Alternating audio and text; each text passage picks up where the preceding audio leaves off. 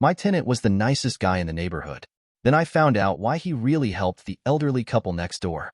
I, 35M, never thought being a landlord would turn me into an amateur detective, but here we are. This whole mess started 3 months ago when my tenant missed his rent payment for the first time in 2 years. What followed was a spiral into a world of fraud, deception, and criminal enterprises that I never imagined existed in our quiet suburban neighborhood. I own a small duplex in a decent neighborhood, nothing fancy, but it pays the bills. I bought it 5 years ago after saving every penny from my finance job, wanting to build some passive income for the future. The property had good bones but needed work, and I spent weekends fixing it up until it was something I could be proud of. My tenant moved in 2 years ago, passing all the background checks with flying colors.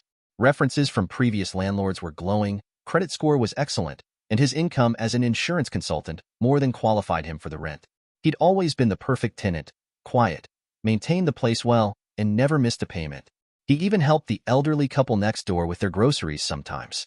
That's why when the first of the month came and went without the usual rent notification, I was surprised. I actually checked my account twice to make sure I hadn't missed it. A week passed before I got a text explaining he was having temporary financial difficulties due to some medical expenses.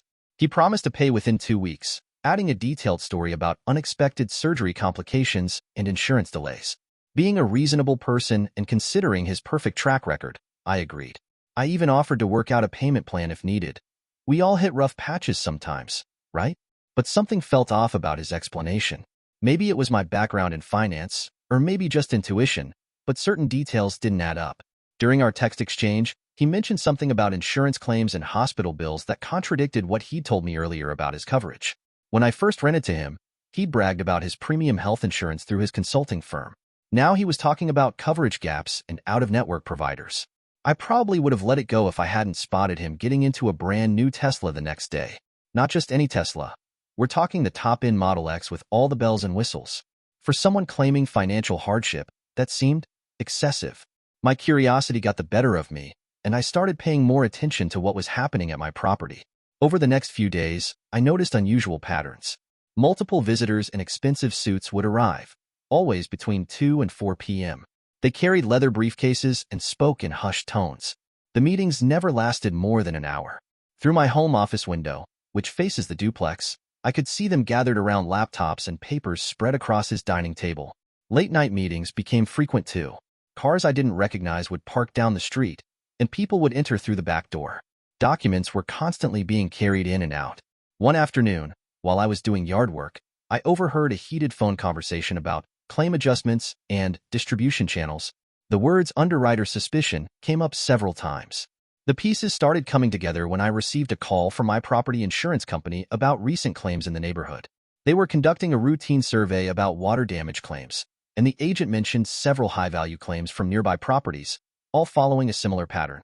That's when I remembered my tenant mentioning he worked in insurance consulting. At the time, I'd assumed he meant selling policies or doing risk assessment. My finance background kicked in, and I started digging into public records.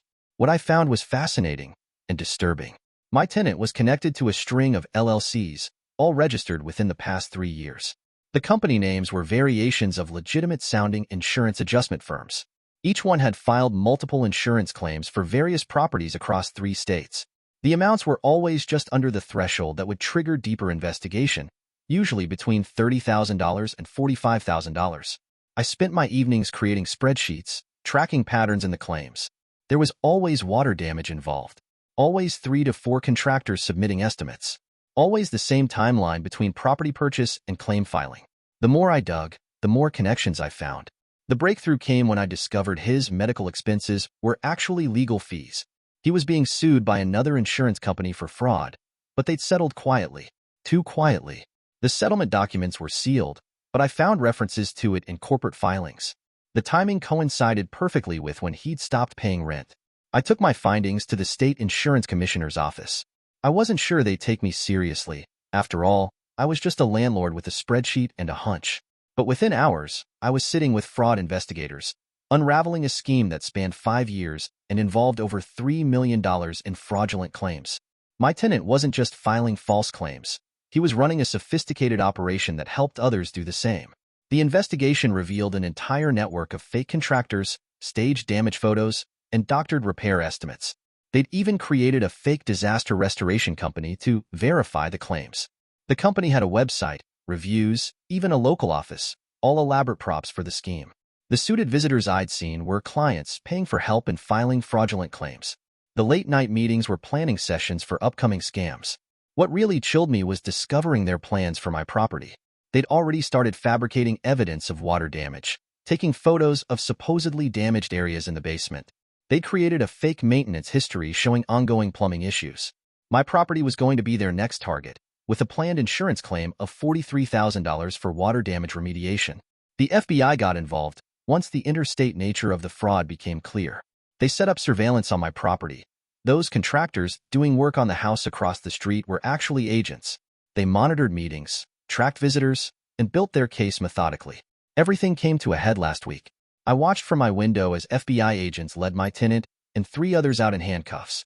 They seized boxes of documents, multiple computers, and even a server they found hidden in the basement. The agents later told me they'd been building a case for months, but my evidence was the missing piece they needed.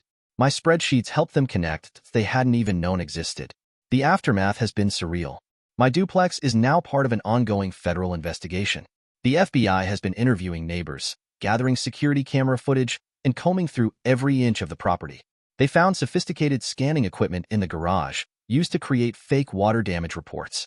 There was even a high-end printer specifically for producing fraudulent contractor invoices.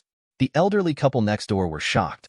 They told me how my tenant had helped them file an insurance claim last year for storm damage. They trusted him because he seemed so knowledgeable and helpful. Now they're worried they unknowingly participated in fraud. The FBI assured them they were victims, not accomplices. The whole neighborhood is buzzing with the story. Other landlords in the area have been calling me, worried about their own properties. 2 other rental units on the street had the same fake contractor work done.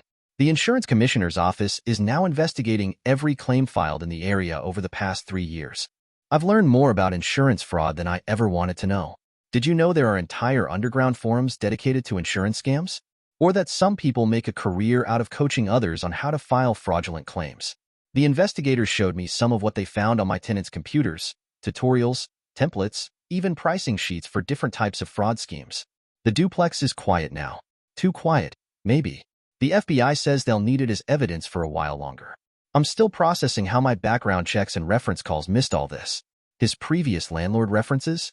All fake numbers leading to burner phones. His impressive credit score?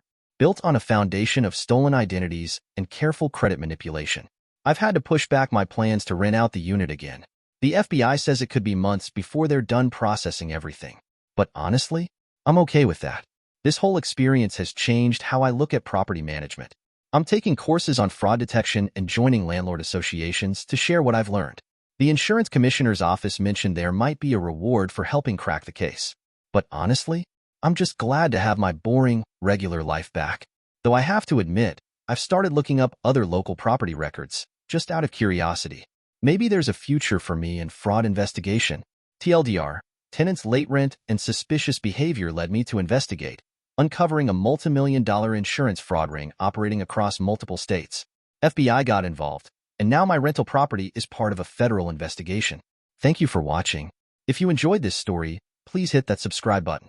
Don't forget to give it a thumbs up and share it with friends or family who might enjoy it too. Your support means a lot. And if you have any thoughts, questions, or story ideas, drop them in the comments below. I'd love to hear from you. See you in the next story.